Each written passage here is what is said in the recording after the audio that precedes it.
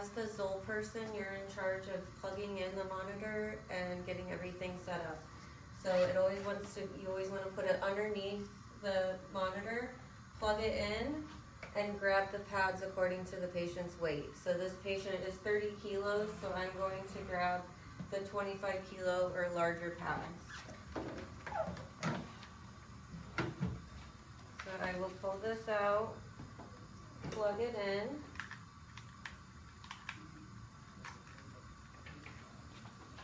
And then make sure I have the backboard ready to go.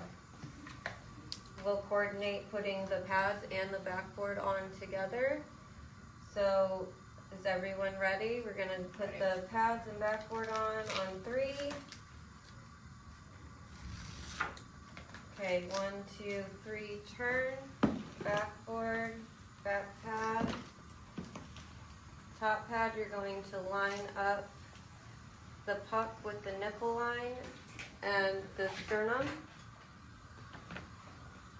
Once the pads are on, we're going to turn on the Zoll defibrillator and we're going to change it to manual mode. From here it gives us 2 EKG rhythms. One is the regular EKG rhythm and one is filtered. So it also gives us our data up here. So Alexis, can you start compressing? Up here, it's going to tell us our depth, rate, and our recoil, and our timer is down here.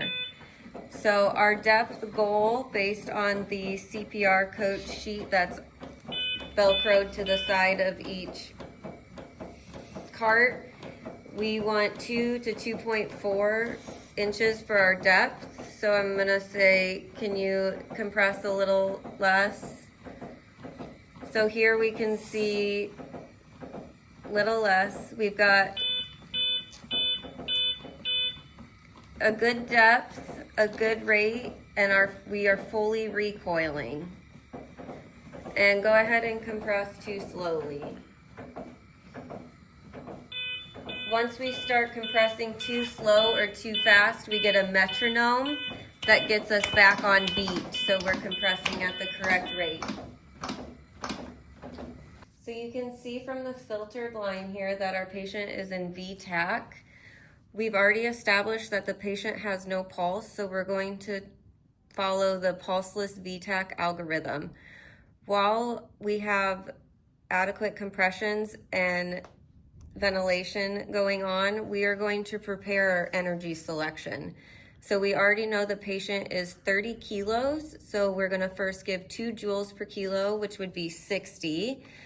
Our options are 50 joules or 75. So I'm gonna select 75 joules. I'm gonna hit charge, and we're gonna continue compressions until I clear everyone. So compression should still be going. I can tell that we are ready to deliver a shock because our red shock button is lit up. So I am going to say, I'm clear, you're clear, oxygen's clear, delivering shock, shock delivered, resume CPR. This patient is an SVT, so we need to synchronize cardiovert. To do so, you're gonna hit the sync on off button in the bottom right corner. You can tell you are synchronized because there are white dots above the R in the QRS waveform, and it also says synchronized on the bottom. We are going to synchronize with 1 joule per kilo, and our patient is 30 kilos, so 1 joule. We're going to select our energy using the energy selection up and down arrows to 30 joules. I'm going to select charge.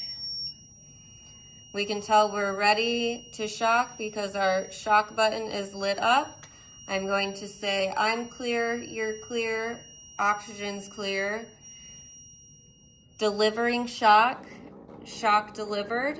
You can see that our patient goes into asystole. We should have the backboard and everything prepared in case the patient does not come out of asystole. To perform a second shock, we need to resynchronize our monitor. So you're going to select sync on off again in the bottom right corner. We can tell that we're synchronized with our white dots and it says synced. We're going to use 2 joules per kilo, which would be 60 joules. Our options are 50 joules or 75. So our provider is telling us that they want us to go with the 75 joules, so that's what we're going to use. We are going to charge. I'm clear, you're clear, oxygen's clear. Delivering shock, shock delivered.